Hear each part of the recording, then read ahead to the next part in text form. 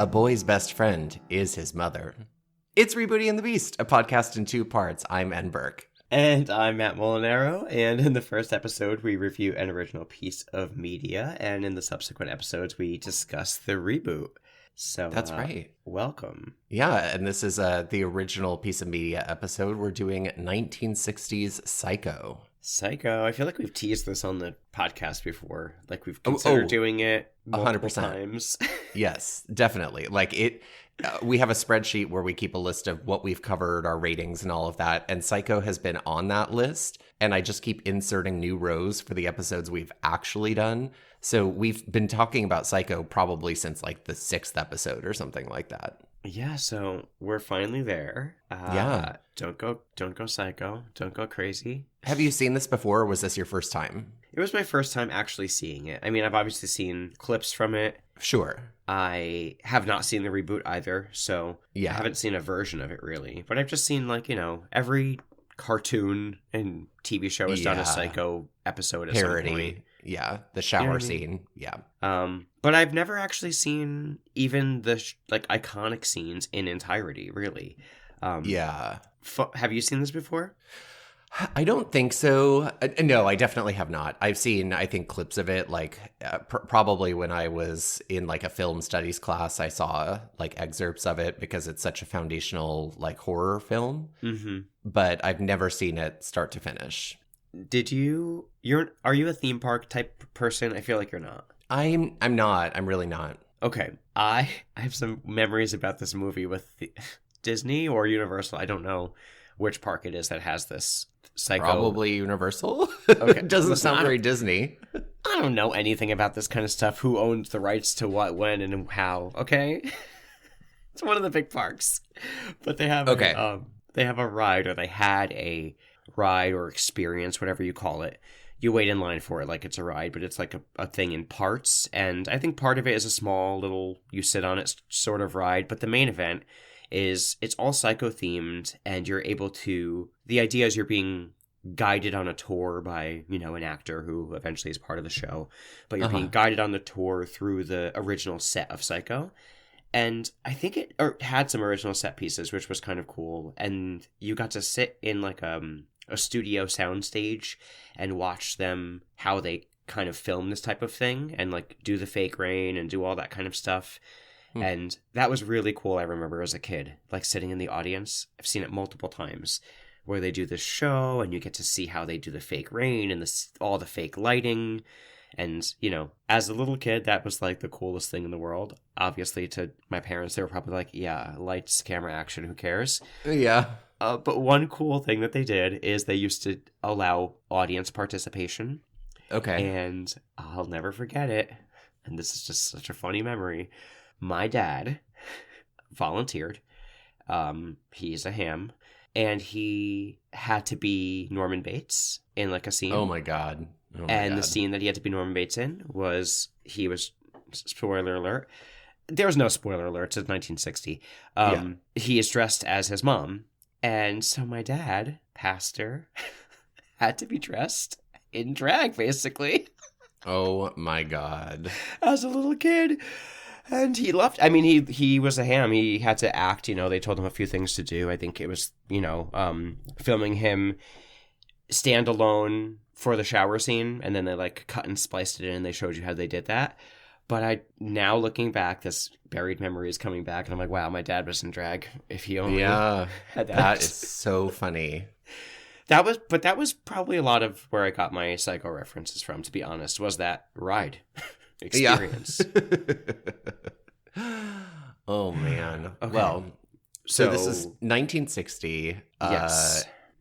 Alfred Hitchcock. Yes. I used to watch Alfred Hitchcock Presents on Nick at Night all the time. I never did. Oh, it was always Dragnet and Alfred Hitchcock Presents that came on like super late at night on Nick at Night. Okay. And it always was like, ooh, do I want to watch this or Unsolved Mysteries and Designing Women? Yeah. Such a tough choice. Right. Starring Janet Leigh, John Gavin, Vera Miles, Anthony Perkins, and a cast of others. Mm-hmm. Mm-hmm. Yeah. It's an interesting movie. All black and white, obviously. Mm-hmm. Do you have the IMDb summary? I do.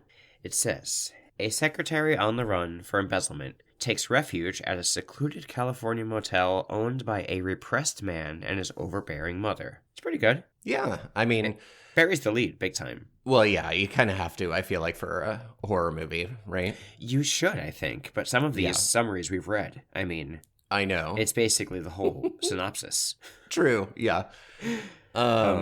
Speaking of some fun trivia, I'm sure you have more fleshing out details on this, but I read that while this movie was being promoted, they were really... This was one of the first movies where they really kept hush-hush about what the movie was about, and there was a lot of firsts for this movie when it was released in terms of how it was marketed and shown in the movie theater, I remember. Yeah. So we'll get to some of that. But I think this was one of those ones where like the ending was really one of the first, I think, iconic surprise endings for people. For sure. Well, we opened in Phoenix, Arizona on Friday, December the 11th at 2:43 p.m., which was very specific. For real. I was like...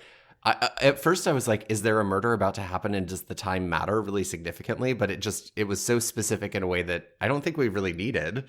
I guess he's really focusing on the mundane and ordinary. I guess so, yeah. I love the music, though, right from the start. Oh, okay. I'm sorry. I was so distracted watching this movie because of the music, because Busta Rhymes sampled this for Gimme Some More.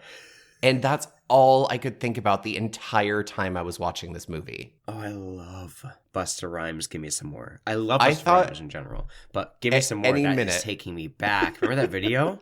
Of course. Holy I thought at any moly. minute Busta was going to like start rapping in the background of this movie. And I was like, oh God, this is going to be so distracting for me. Somebody out there must have made a Psycho Give Me Some More mashup video on YouTube or something. Oh my God, now I'm thinking, put your hands where my eyes could see. Wow, okay. Okay. But I love the music in this movie overall. I really did. It was very, it's great. Transportative or whatever you want to say. What's the word? Scene creating, setting. Sure, all of those saying words. Random words now. Immersive? Is that what you're looking for? That's the word. There you go. Okay. So we meet Marion and Sam, who are post-fuck sesh, and it seems like she wants to get married, but he's kind of like delaying things because he's not sure that he has like what he's kind of like, I don't know that I have much to offer you, basically. Mm-hmm. I was kind of like, I know we didn't like see like ball slapping sex or anything like that, but I was kind of like, oh, well, she's in a bra. Like they're clearly like in a hotel having premarital sex in 1960. And I feel like that was kind of like, whoa. I agree. And then I thought, wow, okay, that's pretty bold of an opening too, especially for this movie. But then the way they kind of like paint this character, I think it's part of it, probably. Yeah. It probably was a little bit taboo. Yeah. But it wasn't, I mean, it was kind of a cute little scene, actually. Yeah. The little, there was stamps, the little line, like, let's get married and have a normal life and blah, blah, blah. But it was very overly melodramatic in the way that these 1960s sort of scenes were. Of course, yeah. And there was one line that really bothered me because, she was talking about how, oh, like, what'll it be like my sister helping me boil a big steak for 3. And I was like, boil a steak? Oh, God. I instantly wanted to vomit. Oh, God. It transports you back to those old ads from, like, the 1960s that you sometimes see pop up of, like, what they told respectable ladies to do to maintain their household. Honestly. Chilling. Just a big bag of boiled meat. I mean, I guess that's, like, what sous vide is, and, like, maybe I mean, I guess that's not what sous vide is, because sous vide cooks in its own juices. But anyway, I don't know. If I arrive and someone tells me they're serving me boiled steak, I'll just tell them, you can just tell me steak next time. Just say steak. Or you can tell me eat on the way over, like, honestly. Yeah, exactly. We can go to Wendy's. Boy. Yeah. So he tells her that, like, it's kind of like one of these, like, I don't have a lot to offer you. You should cut it off and, like, go find somebody respectable and whatever. But she's kind of, like, determined. And it seems like he lives in California and she's in Phoenix. And so, it's a little bit of a star-crossed lovers situation at the moment. Yes, it'll never work. But then she goes to work and she has a bit of a headache, and her coworker immediately offers her tranquilizers, which I was like, okay, clearly we are back in the 1960s. I thought the same thing. Her coworker's like, how about a lobotomy? Honestly, I was like, oh my God, you're not even allowed to like offer your coworker aspirin anymore. But she's straight up like, you want some Quaaludes? Unreal. Amazing. She gets kind of like sexually harassed by a customer for a while, it seems like. Oh yeah, that was weird. It was weird. She was handling herself really well. It was almost like a study in... It looked like a sexual harassment video. Yeah. Like, it looked like any moment it was going to pause on the scene and be like, what should she do? Yeah, exactly. But she just had to like keep biting her tongue at this creep who says at one point that he wanted her to get him a drink because he's dying of a thirst-a-rooney. I wrote that line down. That line was written down on a piece of paper. I feel like you would say something like that, so. Ironically. Uh-huh. So he tells her, like, when he's unhappy, he just buys away the unhappiness, and he's buying his daughter a house, and he gives her $40,000 in cash, which just for funsies, I did the, like, what is this equivalent to today? And it would literally be the equivalent of $500,000, just short of $500,000 today. Oh my God. Can you imagine somebody handing you $500,000 in cash? And you know I can't. I know. I can't even imagine $500,000 in cash. Seriously. But this guy is apparently wealthy enough because he's like, oh, I don't ever carry money that I wouldn't be fine losing. And so she's like, I'm going to take it to the bank and blah, blah, blah. But instead she takes it home, and you kind of see her like wrestling with this, but she apparently doesn't have to debate very long because she basically decides to like flee town with the $40,000, packs a bag, and starts driving out of town. Yes, and we basically just see her pace around a room staring at the envelope for 5 minutes while she packs. There is a lot of like Edgar Allan Poe, the like beating heart sort of like draw to look at this envelope full of money and touch this envelope full of money thing. Like it in a way, it almost felt like to the audience, like we needed the audience to like really remember, hey, remember this envelope? It's full of $40,000 in cash. And I was like, we got it. Exactly. She might as well have been carrying around. She kept trying to hide, quote unquote, the envelope. There was a lot of efforts to disguise or hide the money or the envelope in some way that were very poorly done. Like she basically just put larger things around the big wad of money rather than trying to make it smaller. Like she might as well have just put it in a balloon and just carried it over her head. Or it was very silly. And ultimately, like, she just kept parading it around so the camera could see it. She might as well have been like the Hamburglar carrying around like a sack of money with dollar signs on it. She kept on trying to fit it into this purse that was clearly like not big enough for this giant stack of money. And so she just kept perplexed by it. Yeah. And so just kept sticking taller things around it like she was making a gift basket or something. Yes. But yes, so she's got the $40,000. She decides she's going to do it, and then she's driving off. And this is another weird part. When she's driving, I guess, out of town, it's kind of unclear what she's going to do. Maybe she's going to, go find that guy and run away. Who knows? But she's driving off. She drives right past her boss. Yeah, the odds of that seem very small to me. Right? And by her driving past her boss, he immediately gleans she's doing something suspicious. I think he must think he clearly recognizes that it's her, and she's supposedly gone home with a headache, but now she's driving. And so he's like, huh. And so like the next scene we get is like her driving away on the freeway, sort of like internalizing the dialogues that will probably be happening when she doesn't show up for work on Monday of like, well, I saw her driving out of town and she said she was going to the bank, and I told you we shouldn't have kept that $40,000 for him, and, call her sister and blah, blah, blah, like all that kind of stuff. Right. So this is the perfect opportunity for her to be like, you know what? I could still get out of this and just be like, I had a headache. I left work. I had some things to do, and I went home. Yeah. This is the moment. Exactly. But alas. So she's driving toward California to go to meet up with her boyfriend, Sam, and she gets very, very tired. And so she pulls off to the side of the road to sleep for a little while, only to be awoken by a policeman. Typical. There's a lot of like staring and looking in this movie. Yes, I think like it's just a lot of building. Yes, a lot of tense eye contact. And this cop like questions her and wants to know like where she's going and asks to see her license and registration. And there's a moment where she has to surreptitiously pull out the big envelope of cash so that she can get to her license and registration. Mm-hmm.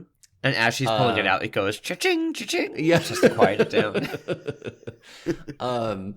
And, you know, she gives it to him and all that. And she, of course, does exactly what you should do with a police officer, where she says, have I broken any laws? Then I'm free to go.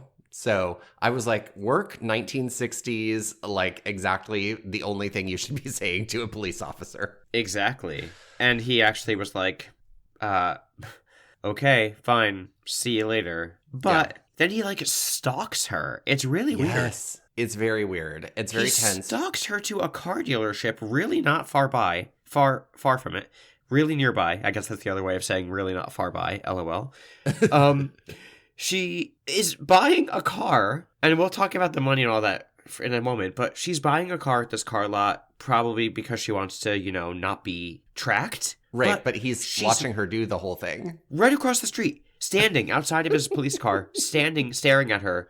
Right, there's nothing secretive about it. She sees him doing it, and she just feels weird about it, but then she continues to buy a car right in front of him, the exact car, watches him watch her leave.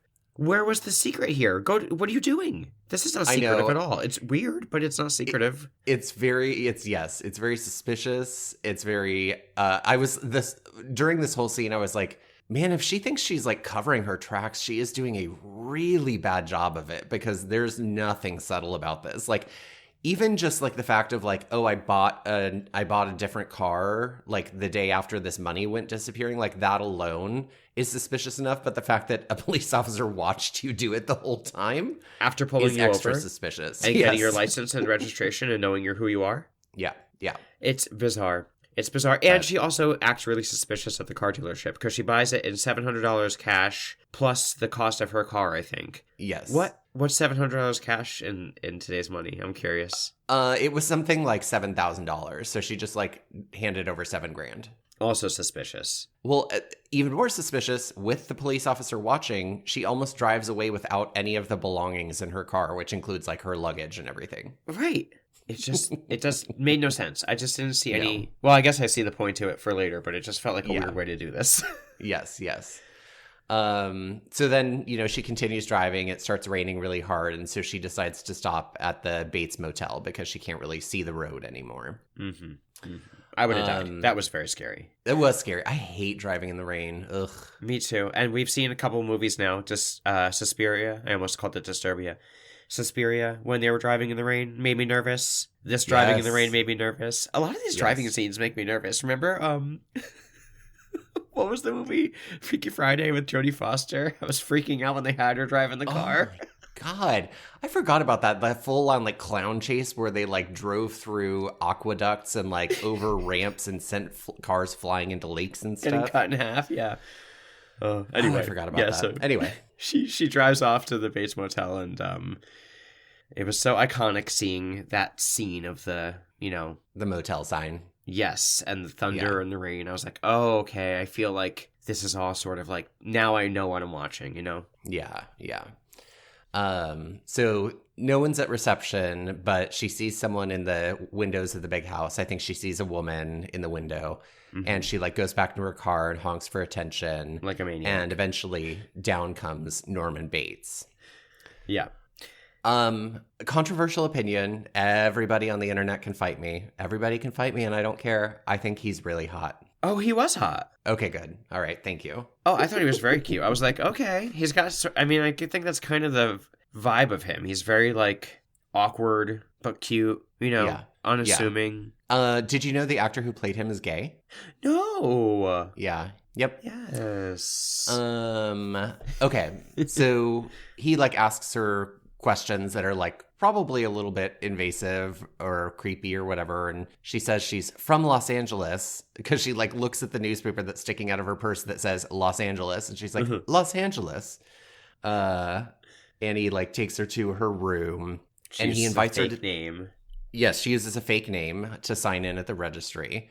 And then he offers her dinner and says it's nothing fancy, just sandwiches and milk. And I immediately was like, I need to ask Matt, did your parents make you drink milk at dinner when you were a kid? And? Like, were they milk pushers the way mine were? I cannot believe you just said that your parents said this. I was like, has anyone drank milk with dinner since 1960? Yes. Yeah. It was like a nightly glass of milk at dinner was my family vibe. That makes me want to vomit. Well, it does now. Now I think it's so gross. And my dad still drinks a glass of milk with dinner every night. Ew. But I think it must just be like, I don't know. I think it was like, like Got Milk and all of that. Like there was such a Big Dairy was really involved in getting all of us to drink as much milk as possible. I know that was like a thing, and I would see it in movies and TV shows and be like, who is doing this in the world? My parents would maybe have milk with breakfast every day for sure. Big glass of milk. Yeah. But, oh God. Plus, I'd always try to sneak Carnation instant breakfast into that milk. You tried to sneak what? A Carnation instant breakfast. Oh my God. Did you ever have that? Yes. Anyway. Okay. You're welcome. So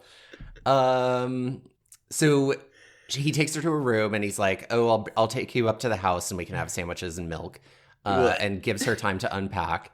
By the way, her room is right on the opposite wall of him. Yes. Weird. The room next to the reception room. Mm-hmm. And she kind of like unpacks a little bit, but not a whole lot. And she, for some reason, instead of like putting the wad of cash in like her suitcase, right, she like goes around to like every drawer and like opens every drawer and looks at every drawer. And then ultimately decides to wrap her money up in the newspaper and leave it on the nightstand. Why? I don't know. It does become an important plot point later, sort of. Yeah. But of all the decisions to make, I was like, that is the last one that I would have made. But sure.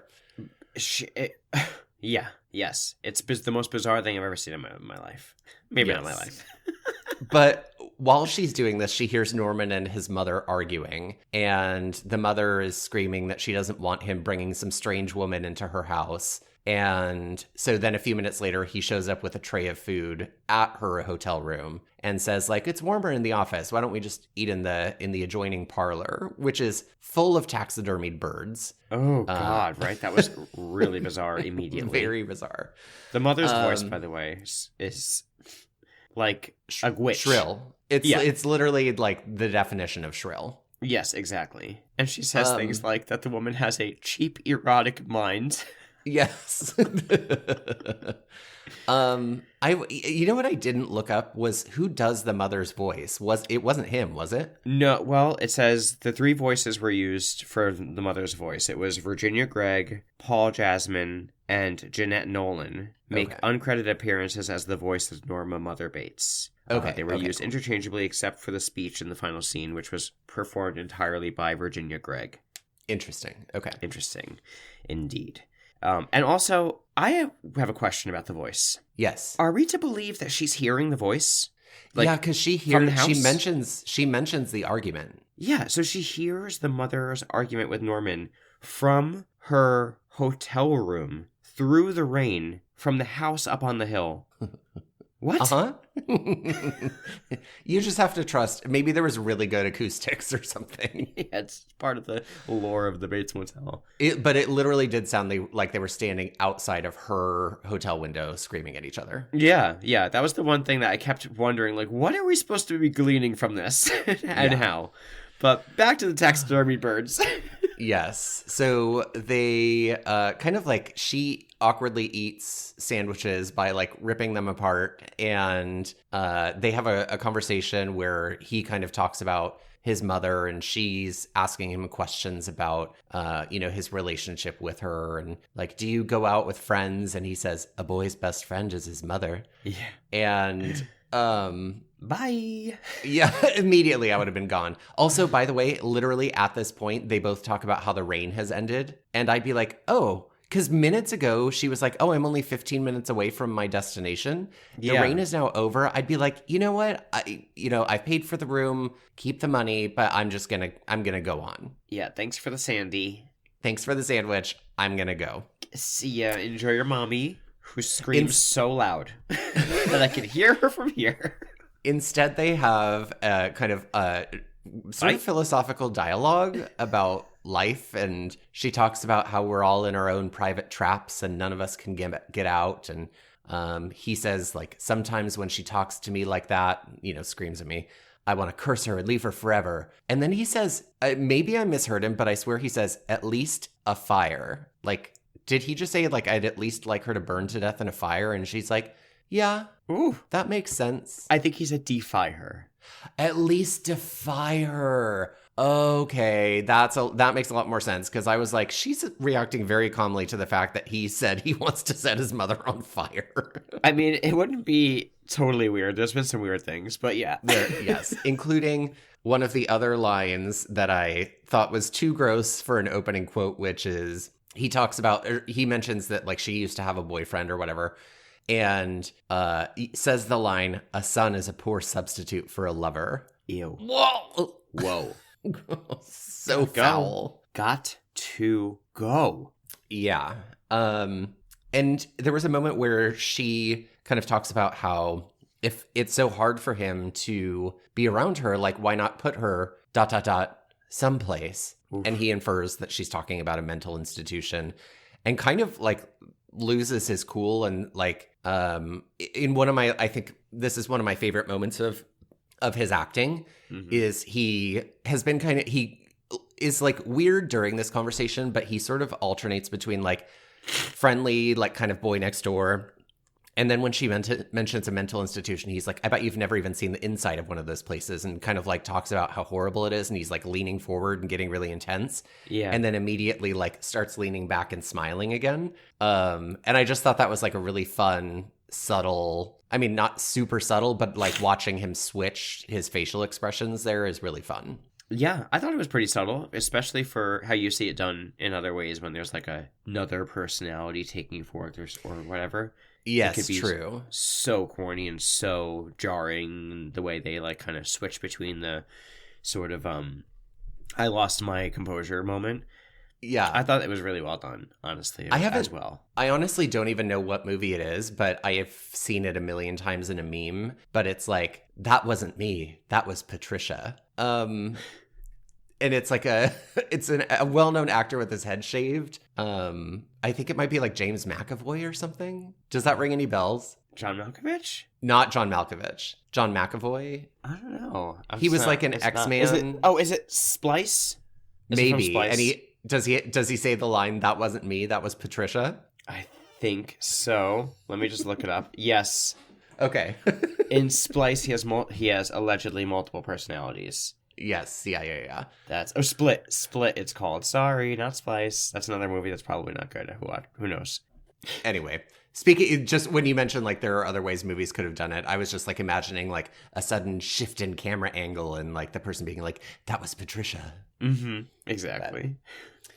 Okay. So she's like, well, I'm going to go tomorrow. And he says that, I'll bring you breakfast before you go.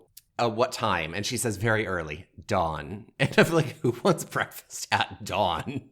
Yeah, just say no. I'm just going to get up and go. Yeah, I'll get something on the road. Tell him, bring me breakfast at 10 a.m. and get up and leave at dawn. Yeah. He asks, and for some reason at this point, she says that she offers him her last, she says, my name is Marion Crane, which is not the name she wrote down on the ledger. Mm-hmm. So misstep there, Marion.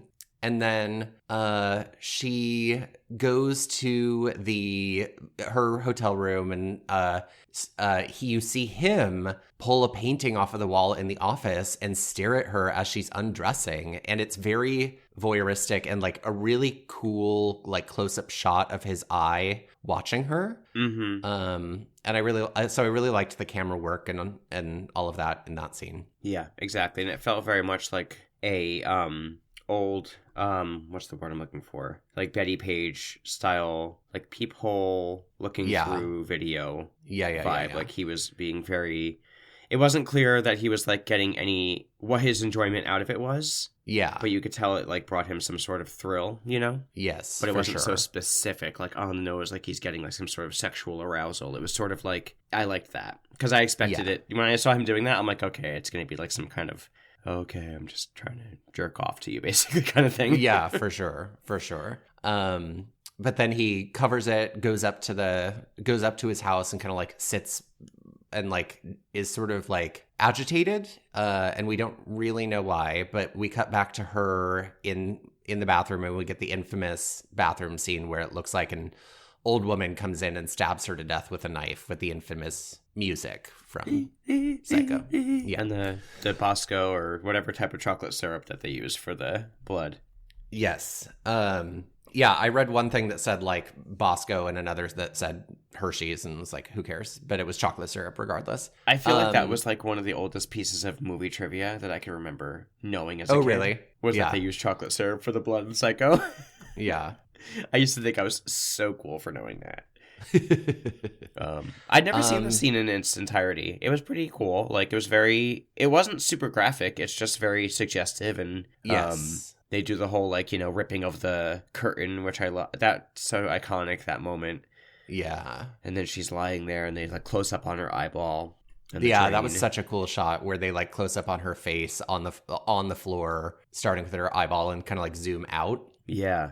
I thought that was really cool. Yeah, very effective. It was so funny because I can imagine, I've never seen this movie before, and I imagine for audiences it was so surprising because we're only like 45 minutes into the movie, so there's still like another half to go, and the main actress was just murdered, and so you're sort of like, what?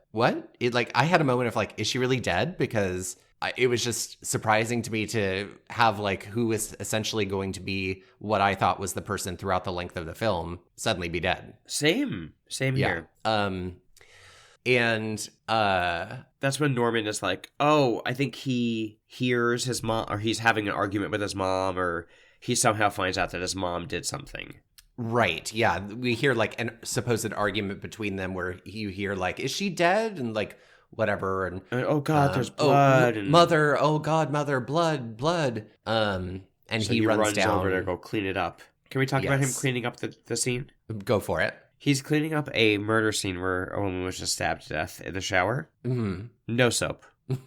Just water and hand. Not even, I don't think there's a washcloth even. I think he just uses his hand to kind of like wipe the blood down the drain, just wipe it in. Yes. And I thought, wow, that's very easy cleanup. Very easy cleanup, yes. Very convenient. Very little amount of blood, considering it looks like she was stabbed many times. Yeah, and she's dead. Yeah. But hey, I mean, get me that cleaning water, whatever that water is that comes out of that sink. Magic. I will say, I mean, I know we already talked about it, but there's something really effective and artistic in a way, like, I just don't think a modern movie, like, I'll be really curious to see in the reboot, but like, I feel like the modern way to do this kind of scene would be like, you would just see pools of blood everywhere. Everything would be red. Yes. Like the shower curtain would be like red. A pool of blood would be seeping out from under her. And it's almost like this feels more chilling and effective in a way without all of that, you know? I agree. I totally really like that. Yeah. Okay. So he cleans it up, and then he takes all her belongings, almost forgets, and leaves the money newspaper on the nightstand, but grabs all of it and drives it all off and pushes her body and all of her belongings in her car into the swamp, which for a minute looks like it's not going to sink, but it does. And so he's like, whew, got away with it. Phew. When it doesn't sink all the way, I'm like, uh-oh. I know, I was thinking the same thing. Yeah, but then it's gone. It's probably pretty extensive special effects for the scene too, I imagine, at the time. Yeah, I was kind of wondering how they did that, like whether it was a prop, like a miniature, but it didn't look like a miniature. No, I think he's like standing in frame with it. Yeah. It was pretty cool. I mean, it was effective. It looked like what it was supposed to look like for 1960. I'll tell you that. Yeah, it was very inky, swampy water. It was like legitimately black. Yeah. Okay. So then Marion's sister Lila arrives at Sam's store and is like, "Where is she? Like, is she in on this with you? Tell me if you know anything about it." And he's like, "I legitimately have no idea what you're talking about." Mm-hmm. By the way, he is also a complete smoke show. Yes, I was like, yes, casting. Oh my God. And finally, like they're kind of arguing, and then an investigator by the name of Arbogast shows up, which I was like, really? Right? Arbogast? We could have done better there. I know it's probably from something. I don't know. No, thank you. I did not need somebody to be named Arbogast. Anyway, he is basically saying like he's been hired. I don't. Who hired him? Was it her boss? Yes. Okay. So it was her boss that hired him to investigate the missing $40,000. And Sam is like, I don't know anything about any missing money, and I haven't seen Marion. And so we get a montage of him going to various motels in the area to see if Marion's staying at any of them before finally arriving at the Bates Motel. Mm-hmm. Norman is possibly wearing a neon sign that says, "I am very guilty, please arrest me." Uh-huh. Because like he makes every mistake possible where he's like, nobody's been here for weeks. And then like minutes later, he's like, "Oh, a couple came by last week." And he's like, the investigator's like, "You just said nobody been here for weeks." Mm-hmm. And he's like, "Oh, but nobody checked in." And he's like, "Well, can I look at your guest book?" And he's like, "Oh, sure." And then he sees somebody has signed in, aka Marion, like, a few days ago, whatever. And he's like, do you recognize this woman? And shows him a picture of Marion. And he's like, no. And he's like, okay, this handwriting matches hers perfectly. Are you sure you don't recognize her? And shows him the photograph again. And he's like, oh yeah, her, I do recognize her. It's like I'm Terrible. Guilty 101. I will say there's a scene where he like has Norman lean over to look at something, and the camera angle, he's like chewing on gum or chewing on something, like his jaw is working really nervously, and there's a camera angle from like underneath his jaw like working really fast. Clearly he's very nervous, and I really loved that. Like there's some really, really good camera work in this movie. I would agree. I think the camera work is really cool. I like all the tension building. I like the lighting. Yes, the lighting is excellent. Yeah.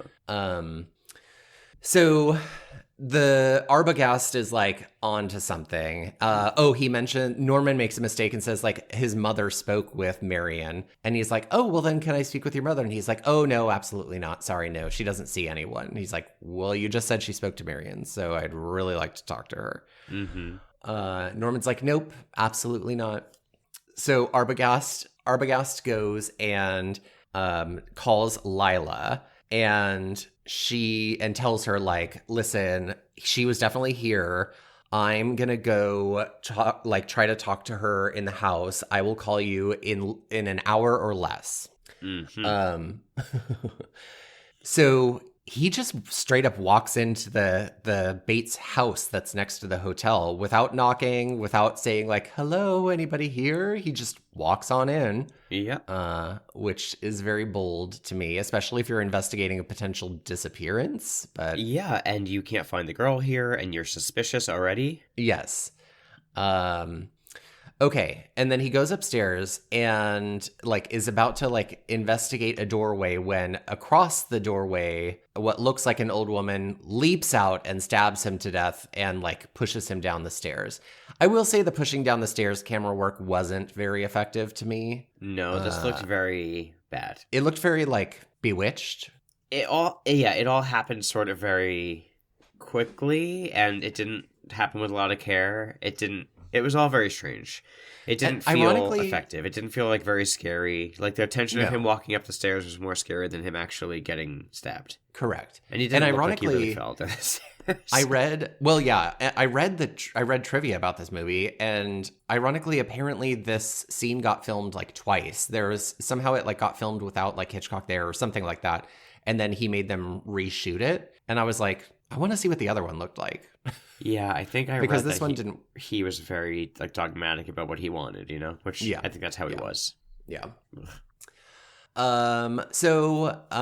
Now Norman has to clean up yet another murder. But we cut to Sam and Lila, who are like at Sam's shop, like, it's been way too long. Arbogast hasn't called. What's going on?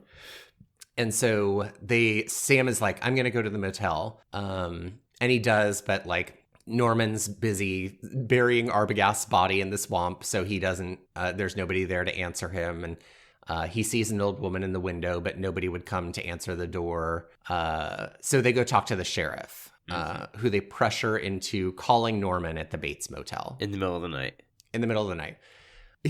So they're standing in the sheriff's house. The sheriff is like in his dressing gown, robe, whatever. And he's like, you want me to call somebody at this time of night? And it's like, people are already in your house, but sure. Right? Yeah. I feel like a lot of old movies and TV shows did this, where you would go to the sheriff or like detective's house in the night and talk to him and his wife. Yes. What world? I don't know. Well, I mean, I guess it was like a town with like one single sheriff or something like that, where it was like, well, there is no police station.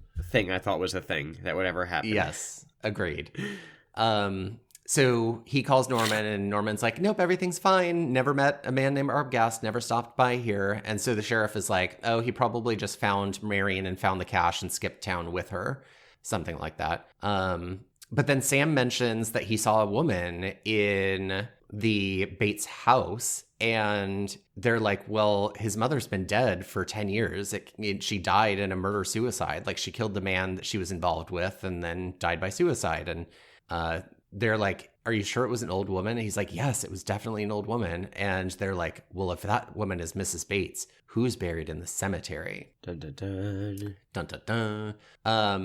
And then we get Norman arguing with his mother, saying, like, I just need to hide you in the fruit cellar for a few days. And she's arguing, saying, no, I don't want that. And he Not again. Carries her down the stairs and all of that. The next day, they run into the sheriff again, and he says, like, I looked all around the Bates Motel, the house, I didn't see anything. Why don't you come over to dinner and file a missing persons report on your sister Marion? And I was just like, what?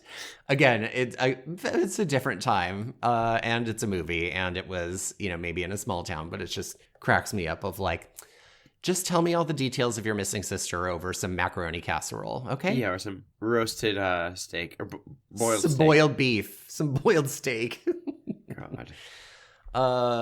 Let's see. So now they're like, this isn't enough. We're gonna go out to the hotel ourselves. She's needs to see for herself what's gone on. Yes. And they go, and they're suspicious with Norman, because Norman's suspicious of them, but they don't want his involvement in anything. They want privacy. Yeah. They want to be real quick about it, and he is very like suspicious. They want to be everything by the book. They want to get receipts. They want to sign in, and he doesn't like any of it. No. But he takes them to the cabin that they rent, and they decide that they're gonna sneak into the one that they think Marion must have rented. Like, this was in my mind, a plot hole, but maybe I just missed something. They're like, we have to search the cabin she was in. And so they sneak into her cabin. But I was like, number one, how did they know that was her cabin? And number two, why isn't it locked? Yeah, I didn't know why it wasn't locked. I'm assuming they were going to go through every cabin and got lucky that she was in cabin 1, but... Okay, maybe, yeah. Yeah, I don't know why it wasn't locked, especially if Norman just cleaned up a murder scene in there. That might be good to lock that cabin. Yeah. Especially since you were just investigated. Yes. And you killed someone else, too. In it, they find a little piece of paper of Marion having written $40,000 that escaped her attempt to. She flushed her notes down the toilet earlier in the movie, but this piece of paper mysteriously or magically escaped. Which was a note that was very silly to even write down in the first place. I think she was doing simple math, like 40,000, what she subtracted to pay Norman. Literally, she was doing $40,000 minus $700, and I was like, girl. And then she ripped it up and threw it in the toilet. Right. I was like, everybody could do that math in their heads. What are we doing here? What's happening? And then, of course, the one piece of paper that doesn't get flushed, days later, it's not, like, waterlogged. She digs her hand in the toilet and finds a piece of paper that says 40,000 on it.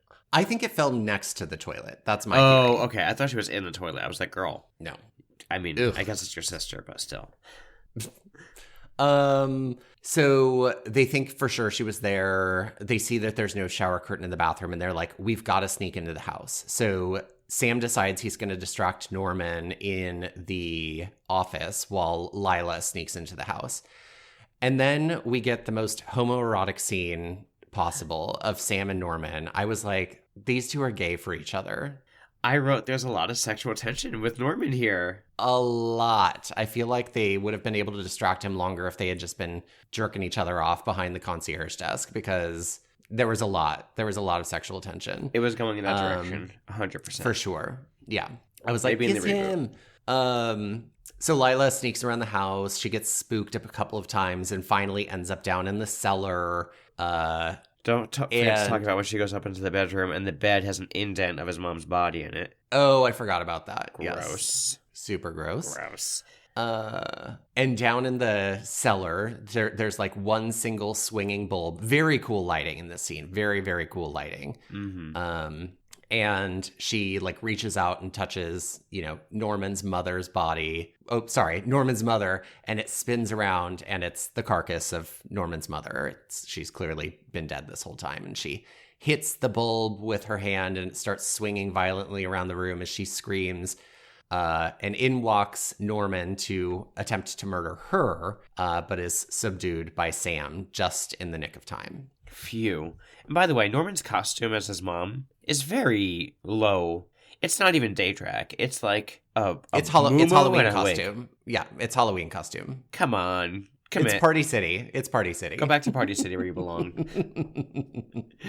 And so they subdue him, and then we get what I think, and as I was reading about the movie afterwards, what I think is the weakest scene in the whole movie, where we get a very belabored explanation of a psychiatrist explaining like why Norman murdered his mother and her lover, blamed his mother. She like took over part of his psyche, and he started imagining he was hearing her voice, and her persona took over whenever he was attracted to women, and blah blah blah. It's a very, very boring, very unnecessary scene. Like I read that the whole timeline. He might have killed other people. There's other people that have gone missing. Here's his mental state, and then sometimes it was his mother, sometimes it was him, sometimes it was both of them.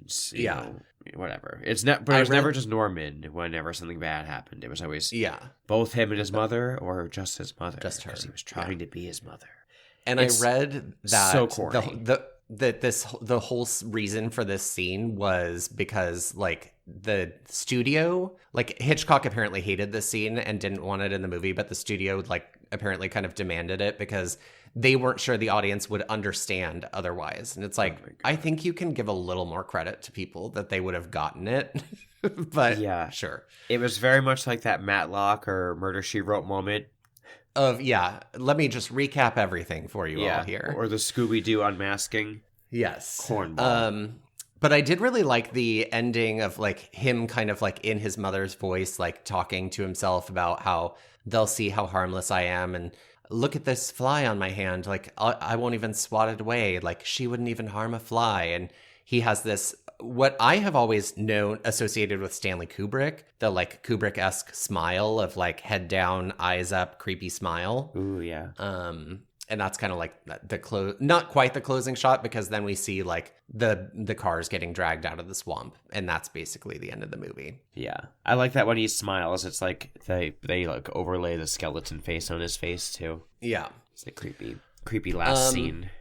I have just 3 he's in captivity, but what's going on? Yes, I have just 3 fun pieces of trivia. Yes. One is that, so this is based on a novel, and Alfred Hitchcock bought the rights to the novel anonymously, and then bought up as many copies of the novel as he could, so that he could keep the ending a secret from people, which I thought was kind of like fun. That's awesome, I think. I agree. Love that kind of thing. Me too. Also, there was on the sets of filming, they had like a chair for the mother character just to kind of like add to, almost like in Suspiria where Tilda Swinton played the German guy. Like they built the mystery of who is the mother into the creation of the film, which I thought was pretty cool. Yeah. Let's see. So apparently his Hitchcock's standard salary for directing was $250,000, but he instead said like, I'll do it, aka, quote unquote, for free. But I'll get 60% of the movie's gross. And the studio didn't really think the movie was going to be much of a success, but it was huge. And so he ended up earning $15 million instead of his usual $250,000. God. Which adjusted for inflation would be close to $156 million today. And then I read, in order to keep the ending a secret and like surprise audiences, Psycho, like apparently this was around the time where movie theaters would just kind of like show movies on rotation all day, and people would kind of like come and go in the middle of one and stay till the middle of the next and leave whenever they wanted, kind of thing was sort of like the vibe in movie theaters. But they made the movie theaters sign a contract that they wouldn't let anyone in until the start of the film, so that they couldn't see the ending and spoil it for anyone else. So the kind of like way that we do movies today of like, oh, the movie started, you're like, you can't go in, or like, like the very structured movie times is kind of due to Psycho. Yeah, that's what I think I was thinking about earlier on. It's like so interesting that before you don't even think about that, because my movies are just like that now. Yeah, so those are my fun pieces of trivia. I love that. Yeah, I don't think I have a lot more information about this Psycho than we've already talked about. Do you want to go over the ratings? I do. Ironically, I already have them written down for some reason. I must have created them a million years ago for some reason, but go ahead. All right. Well, there will be no surprise to you then that IMDb has this at 8.5. Rotten Tomatoes, the tomato meter is 97%, and the audience meter is close behind with 95%. Oh, interestingly, it's gone up a percent since I did it, because I had the tomato meter at 96%. See? I'm going to give this a 9. Like, I thought it was really good, like, especially for, like, the, being an earlier horror film. It's slower than I think horror films are today, and less graphic than horror films are today. But I like that kind of tension so much more than I like blood and gore and scary jump scare type stuff. So I thought it was great. I loved it. I loved the lighting. I loved the acting. I loved the costumes. I thought it was great. Yeah, I really enjoyed it. I don't have a lot of negative notes on it. Except for the psychiatrist. That's the reason I'm giving it a 9 and not a 10. Yeah, I'm going to give it an 8.75. Okay. I don't like the psychiatrist scene. I think it's corny and lame and lazy and unnecessary. And I also didn't like the idea that, like, how is she hearing them from the house? What are these conversations? Give me more context for these conversations. Like, make me understand that he is talking to himself. Make me look back at these conversations and be like, oh, that's what that was. You know what I mean? Exactly. Yeah. Let my brain do some of the discovery. Yeah, exactly. So I don't have a lot of notes except for I hope to see. I know that the reboot is not well liked. Yes, I'm looking at the ratings and going, well, next week should be interesting. Yeah, and I know the cast, and I particularly am not fond of the main actor. Oh, I actually don't know the cast. I know 2 people in it, for sure. Okay. Can I do something just really fun to close out the episode? Yes. Okay. If I had to cast this today, since I don't know who these people are, okay, I think I would cast Adam Driver as Norman Bates. I think he'd make a really good Norman Bates. I could totally see that. I saw someone write Jim Carrey in the earlier years would have been a good Norman Bates too. Yeah, I could see that. I could see somebody like a Timothée Chalamet potentially being a good Norman Bates. Oh yeah, I could see that too. Did you watch Bates Motel? I haven't, no. Oh, that was a great show. Anyway, The kid who plays a young Norman Bates does a great job, I have to say. Okay. So will I recognize the people in the 1998 movie? Oh, without a doubt. I could think of two, and I think I know a third person who's in it, and they're all famous. Okay. Is it Dakota Johnson? No, unfortunately not. Her web does not connect them all. Damn. Not this time. All right. Well, listeners, we hope you enjoyed this 65-year-old movie, which just feels absolutely insane to me. But if you would like to help us grow, the best thing that you could do is to rate and review our podcast on whatever platform you're using to listen to our episodes. Correct. And the next best thing you could do is to recommend our podcast to a friend, to a colleague, because you have great taste and people really respect your opinion. They sure do. Our social media is RebootyPod on Instagram. You can email us at rebootypod@gmail.com. We love getting email from you, so send us a note and say hi. And we'd love for you to check out our Patreon. It's patreon.com/NandMatt. You can get a bunch of cool bonus episodes. We have a lot of games we've played, like Would You Rather, and tons of movie reviews that maybe don't have a reboot attached. Yes, definitely. And thanks so much for listening to Rebooty and the Beast. See you next week. Goodbye. Bye.